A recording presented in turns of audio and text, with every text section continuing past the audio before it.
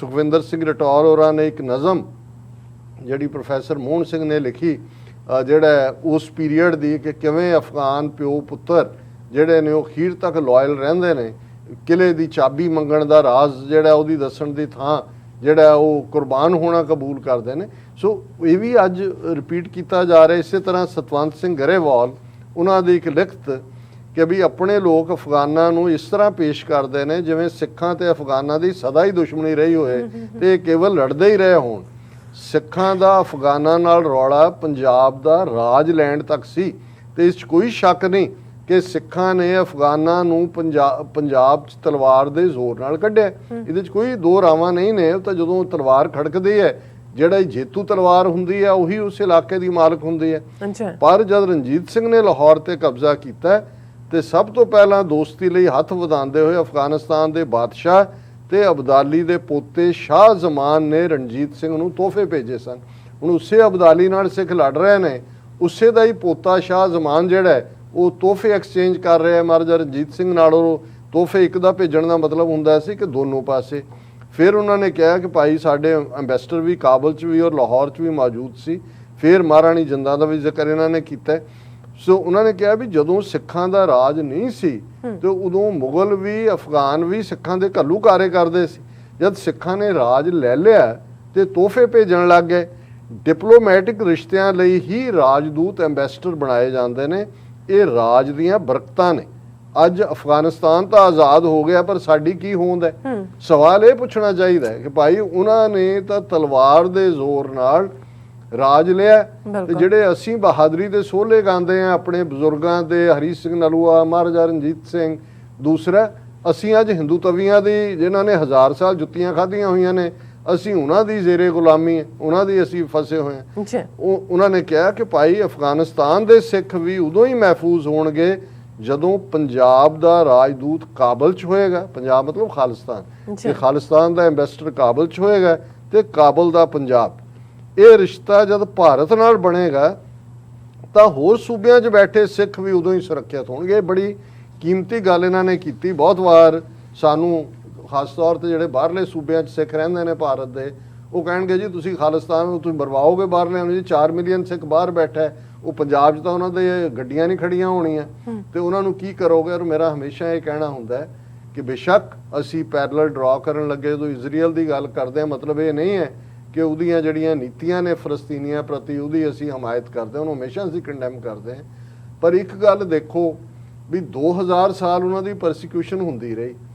ਜਿਸ ਦਿਨ ਉਹਨਾਂ ਦੇ ਕੋਲ ਮੁਲਕ ਹੈ, ਭਾਵੇਂ ਕਿਵੇਂ ਉਹਨਾਂ ਨੇ ਹਥਿਆਇਆ ਹੈ, ਬਾਹਰ ਬੈਠਾ ਜਿੱਥੇ ਵੀ ਯਹੂਦੀ ਹੁੰਦਾ ਉਹਦੇ ਕੋਲ ਇੱਕ ਮੁਲਕ ਤਾਂ ਹੈ ਕਿ ਵੀ ਉਹਨੇ ਕਿੱਥੇ ਜਾਣਾ।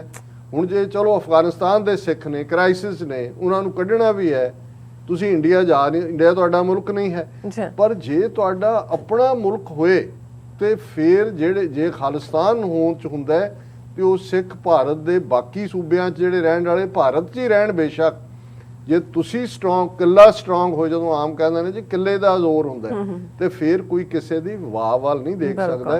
ਤੇ ਜਦੋਂ ਤੁਸੀਂ ਬਿਨਾਂ ਮੁਲਕ ਤੋਂ ਫਿਰ ਹਰ ਥਾਂ ਤੇ ਮਾਈਨੋਰਿਟੀ ਨੇ ਰਹਿਣਾ ਹੀ ਹੈ ਪ੍ਰੋਬਲਮ ਦੇ ਵਿੱਚ, ਉਹ ਅਸੀਂ ਅੱਜ ਹੋਈਏ ਕੱਲ ਨੂੰ ਹੋਈਏ।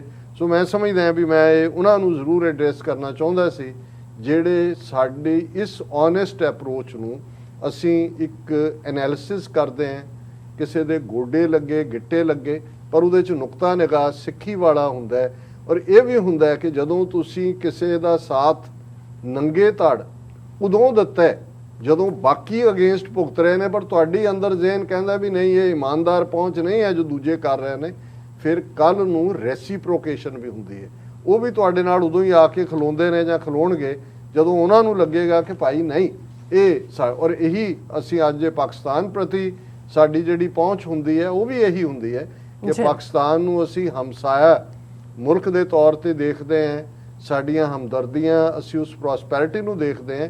ਇਹਦੇ 'ਚ ਕਿਤੇ ਨਾ ਕਿਤੇ ਇਹ ਵੀ ਹੈ ਭਾਈ ਨੈਕਸਟ ਡੋਰ ਖਾਲਿਸਤਾਨ ਜਦੋਂ ਬਣਦਾ ਹੈ ਸਾਡੀ ਹੋਂਦ ਹੈ। ਔਰ ਜੇ ਅਸੀਂ ਸੈਂਟਰਲ ਏਸ਼ੀਆ ਤੱਕ ਜਾਣਾ, ਅਫਗਾਨਿਸਤਾਨ ਅਫਗਾਨਾਂ ਦਾ, ਉਹ ਪਖਤੂਨ ਹੋਣ, ਤਾਜ਼ਕ ਹੋਣ, ਹਜ਼ਾਰੇ ਹੋਣ, ਤੇ ਜੇ ਤੁਸੀਂ ਹੌਸਟਿਲਿਟੀ ਰੱਖੋਗੇ ਪਾਕਿਸਤਾਨ ਦੇ ਨਾਲ ਵੀ ਤੁਹਾਡਾ ਪਿਆਰ ਹੈ, ਹਮਸਾਇਆ ਹੈ, ਉਹਦਾ ਹਮਸਾਇਆ ਅਫਗਾਨਿਸਤਾਨ ਹੈ, ਸੈਂਟਰਲ ਏਸ਼ੀਆ ਤੱਕ ਜਾਣ ਲਈ ਤੁਸੀਂ ਅਫਗਾਨਿਸਤਾਨ ਰਾਹੀਂ ਜਾਣਾ ਹੈ। ਅਸੀਂ ਉਸ ਦਿਨ ਦੀ ਕਲਪਨਾ ਕਰੀਏ ਕਿ ਖਾਲਿਸਤਾਨ ਦਾ ਐਂਬੈਸਡਰ ਇਸਲਾਮਾਬਾਦ 'ਚ ਵੀ ਹੋਏ, ਖਾਲਿਸਤਾਨ ਦਾ ਐਂਬੈਸਡਰ ਕਾਬਲ 'ਚ ਵੀ ਹੋਏ, ਔਰ ਕਾਬਲ ਔਰ ਇਸਲਾਮਾਬਾਦ ਦੇ ਐਂਬੈਸਡਰ ਸਾਡੀ ਆਪਣੀ ਕੈਪੀਟਲ ਦੇ ਵਿੱਚ ਹੋਣ। ਇਹ ਸਾਡਾ ਨਿਸ਼ਾਨਾ ਹੈ ਔਰ ਇਸ ਤੋਂ ਅਸੀਂ ਸਾਰੇ ਇਸ਼ੂਜ਼ ਦੀ ਪਹੁੰਚ ਕਰਦੇ ਹਾਂ। ਕਿਸੇ ਮੁਲਕ 'ਚ ਬੈਠ ਕੇ ਸਿਰਫ ਉਹਨੂੰ ਛੁਟਿਆਣਾ, ਇਹ ਸਾਡਾ ਨਾ ਹੀ ਮੰਤਵ ਹੈ ਤੇ ਨਾ ਹੀ ਇਹਦੇ 'ਚੋਂ ਕੁਝ ਹਾਸਲ ਹੋਣ ਵਾਲਾ ਹੈ। ਔਰ ਕਨਕਲੂਜਨ 'ਚ ਜਿਵੇਂ ਅਸੀਂ ਕਬੀਰ ਸਾਹਿਬ ਦੀ ਬਾਣੀ ਦੇ ਉੱਤੇ ਵਿਚਾਰ ਕਰਦੇ ਹਾਂ, 2 ਸ਼ਲੋਕ ਜਿਹੜੇ ਅਸੀਂ ਚੁਣੇ ਨੇ ਅੱਜ ਲਈ, ਪੰਜਾਬੀ ਐਲਫਾਬੈਟ ਤੇ ਹੀ ਬੇਸਡ 52 ਅੱਖਰੀ ਉਹਨਾਂ ਦੀ ਬਾਣੀ ਹੈ, ਔਰ ਧੱਦਾ ਤੇ ਨੰਨਾ ਇਹ 2 ਲਫ਼ਜ਼ ਨੇ ਪੰਜਾਬੀ ਵਰਨੈਕੂਲਰ ਦੇ, ਪੰਜਾਬੀ ਐਲਫਾਬੈਟ ਦੇ। ਔਰ ਉਹਦੇ 'ਚ ਕਬੀਰ ਸਾਹਿਬ ਨੇ ਧੱਦਾ ਅਰਦੈ ਉਰਦ ਨਿਬੇਰਾ, ਅਰਦੈ ਉਰਦੈ ਮੰਝ ਬਸੇਰਾ, ਅਰਦੈ ਛਾੜ ਉਰਦ ਜੋ ਆਵਾ, ਤੋ ਅਰਦੈ ਉਰਦ ਮਿਲਿਆ ਸੁਖ ਪਾਵਾ। ਹੁਣ ਇਹ ਸੰਸਕ੍ਰਿਤ ਦੇ 2 ਲਫ਼ਜ਼ ਨੇ, ਉਰਦ ਤੇ ਅਰਦ, ਅੱਛਾ, ਉੱਪਰ ਤੇ ਥੱਲੇ। ਹੁਣ ਜ਼ਾਹਰ ਹੈ ਜਦੋਂ ਅਸੀਂ ਰੱਬ ਦੇ ਨਾਂ ਦੀ ਗੱਲ ਕਰਦੇ ਹਾਂ ਤੇ ਸੂਫੀਆਨਾ ਰੱਬ ਦੇ ਬੰਦਿਆਂ ਦਾ ਇਹ ਹੈ ਕਿ ਭਾਈ ਜਿਹੜਾ ਉੱਤਮ ਹੈ ਉੱਪਰ ਉਹ ਤਾਂ ਵਾਹਿਗੁਰੂ ਹੈ, ਔਰ ਅਰਧ ਮਾਇਆ, ਜੀ ਕਿ ਇੱਕ ਵੱਡਾ ਤਬਕਾ ਦੁਨੀਆਦਾਰਾਂ ਦਾ ਮਾਇਆ ਦੇ ਚੱਕਰ ਵਿੱਚ ਫਸਿਆ, ਉਰਦ ਨੂੰ ਭੁੱਲ ਜਾਂਦਾ ਹੈ, ਰੱਬ ਨੂੰ ਭੁੱਲ ਜਾਂਦਾ ਹੈ ਤੇ ਮਾਇਆ ਦੇ ਵਿੱਚ ਰਹਿ ਕੇ ਅਲਟੀਮੇਟਲੀ ਫਨਾ ਹੋ ਜਾਂਦਾ ਹੈ, ਸੱਚ ਨੂੰ ਹਕੀਕਤ ਨੂੰ ਜਾਣ ਨਹੀਂ ਪਾਉਂਦਾ। ਸੋ ਕਬੀਰ ਸਾਹਿਬ ਫਰਮਾਉਂਦੇ ਨੇ ਕਿ ਭਾਈ ਧੱਦਾ ਲਫ਼ਜ਼ ਇਹ ਯਾਦ ਦਹਾਨੀ ਕਰਵਾਉਂਦਾ ਹੈ ਕਿ ਜੇ ਤੁਸੀਂ ਇਸ ਅਰਧ ਤੇ ਉਰਦ ਚੋਂ ਨਿਕਲਣਾ ਹੈ, ਇਹਦਾ ਨਬੇੜਾ ਕੀ ਹੈ, ਅਰਧ ਹੈ ਉਰਦ ਹੈ ਮੰਝ ਬਸੇਰਾ, ਇਹ ਦੇਖੋ ਕਿ ਉੱਪਰ ਹੋਏ ਜਾਂ ਥੱਲੇ ਹੋਏ, ਮਾਇਆ ਦੇ ਵਿੱਚ, ਕੁਦਰਤ ਦੇ ਵਿੱਚ, ਤੁਹਾਡੇ ਅੰਦਰ ਤੁਹਾਡੇ ਬਾਹਰ ਉਹ ਰੱਬ ਵਸਦਾ। ਮੰਝ ਹੁੰਦਾ ਵਿਚਕਾਰ, ਉਸ ਜਿਸ ਦਾ ਵਸੇਰਾ ਹੈ। ਅਰਧ ਹੈ ਛਾੜ ਉਰਦ ਜੋ ਆਵਾ, ਹੁਣ ਇੱਥੇ ਅਰਧ ਹੈ ਮਾਇਆ, ਕਿ ਜਦੋਂ ਤੁਸੀਂ ਉਹਦਾ ਖਹਿੜਾ ਛੱਡ ਕੇ ਦੁਨੀਆਦਾਰੀ ਦਾ ਉਰਦ ਰੱਬ ਵੱਲ ਆਓਗੇ ਤੋ ਅਰਧ ਹੈ ਉਰਦ ਮਿਲਿਆ, ਫਿਰ ਇਹ ਵਖਰੇਵਾਂ ਮਿਟ ਜਾਏਗਾ। ਜਤ ਦੇਖਾਂ ਤਾਂ ਤੂੰ ਹੋਏਗਾ, ਬਲਿਹਾਰੀ ਕੁਦਰਤ ਵਸਿਆ ਹੋਏਗਾ। ਫਿਰ ਮਾਇਆ ਵਿੱਚ ਰਹਿੰਦਿਆਂ ਵੀ ਮਾਇਆ ਤੁਹਾਨੂੰ ਨਹੀਂ ਵਿਆਪੇਗੀ, ਮਾਇਆ ਦਾ ਡੰਗ ਤੁਹਾਨੂੰ ਨਹੀਂ ਵੱਜੇਗਾ। ਉਰਦ ਮਿਲਿਆ ਸੁਖ ਪਾਵਾ, ਕਿ ਅਰਧ ਹੈ ਉਰਦ ਮਿਲਿਆ ਸੁਖ ਪਾਵਾ, ਫਿਰ ਇਸੇ ਹੀ ਦੁਨੀਆ 'ਚ ਰਹਿੰਦਿਆਂ ਰੱਬ ਤੁਹਾਨੂੰ ਮਿਲੇਗਾ ਔਰ ਸੁਖ ਦੀ ਪ੍ਰਾਪਤੀ ਹੋਏਗੀ। ਦੂਸਰਾ ਲਫ਼ਜ਼ ਐਲਫਾਬੈਟ ਦਾ ਨੰਨਾ ਹੈ, ਨੰਨਾ ਨਿਸ ਦਿਨ ਨਿਰਖਤ ਜਾਈ, ਨਿਰਖਤ ਨੈਣ ਰਹੇ ਰਤਵਾਈ, ਨਿਰਖਤ ਨਿਰਖਤ ਜਬ ਜਾਏ ਪਾਵਾਂ, ਤਬ ਲੈ ਨਿਰਖੈ ਨਿਰਖ ਮਿਲਾਵਾਂ।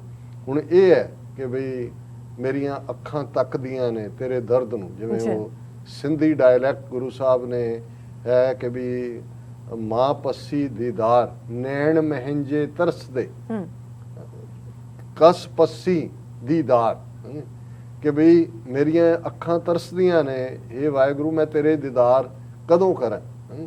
ਕਿ ਇਹ ਜਿਹੜਾ ਔਰ ਇੱਕ ਹੋਰ ਲਫ਼ਜ਼ ਵੀ ਹੈ ਕਿ ਭਾਈ ਨਾਨਕ ਸਾ ਅਖੜੀਆਂ ਬਿਆਨ ਜਿਨ੍ਹਾਂ ਡਿਸੰਦੋ ਮਾਂ ਪੀਰੀ, ਇਹ ਵੀ ਸਿੰਧੀ ਡਾਇਲੈਕਟ ਹੈ ਕਿ ਉਹ ਅੱਖਾਂ ਹੋਰ ਹੁੰਦੀਆਂ ਨੇ ਅੰਦਰ ਦੀਆਂ। ਇੱਕ ਅੱਖਾਂ ਬਾਹਰਲੀ ਜਦੋਂ ਅਸੀਂ ਦਰਸ ਦੇਖਦੇ ਹਾਂ ਦੁਨੀਆਦਾਰੀ ਦਰਸ ਹੈ, ਪਰ ਅੰਦਰ ਦੇ ਨਾਨਕ ਸਾ ਅਖੜੀਆਂ ਬਿਆਨ ਉਹ ਹੋਰ ਹੀ ਹੁੰਦੀਆਂ ਨੇ, ਜਿਨ੍ਹਾਂ ਡਿਸੰਦੋ ਮਾਂ ਪੀਰੀ, ਜਿਨ੍ਹਾਂ ਦੇ ਨਾਲ ਆਪਣਾ ਪਿਆਰਾ ਦੇਖਿਆ ਜਾਂਦਾ ਹੈ।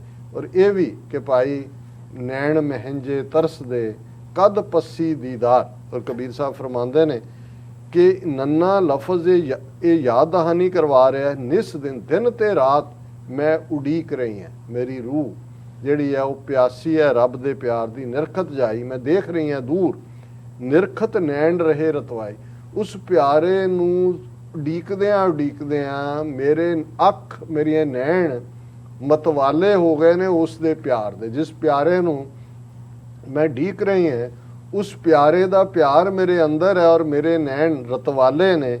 ਨਿਰਖਤ ਨਿਰਖਤ ਜਬ ਜਾਏ ਪਾਵਾਂ, ਤੇ ਜਦੋਂ ਤੁਸੀਂ ਦਿਨ ਰਾਤ ਨਿਸ ਦਿਨ ਉਸ ਦੀ ਉਡੀਕ ਦੇ ਵਿੱਚ ਨੈਣ ਮਤਵਾਲੇ ਕਰਕੇ ਉਸਦੇ ਹੋ ਜਾਂਦੇ ਹੋ, ਤਬ ਲੈ ਨਿਰਖੈ ਨਿਰਖ ਮਿਲਾਵਾ, ਫਿਰ ਉਹ ਜਿਹਨੂੰ ਤੁਸੀਂ ਨਿਹਾਰ ਰਹੇ ਹੋ, ਜਿਹਨੂੰ ਉਡੀਕ ਰਹੇ ਹੋ, ਉਹ ਤੁਹਾਨੂੰ ਆ ਕੇ ਮਿਲਦਾ ਤੇ ਆਪਣੇ ਕਲਾਵੇ 'ਚ ਲੈ ਕੇ ਆਪਣਾ ਬਣਾ ਲੈਂਦਾ।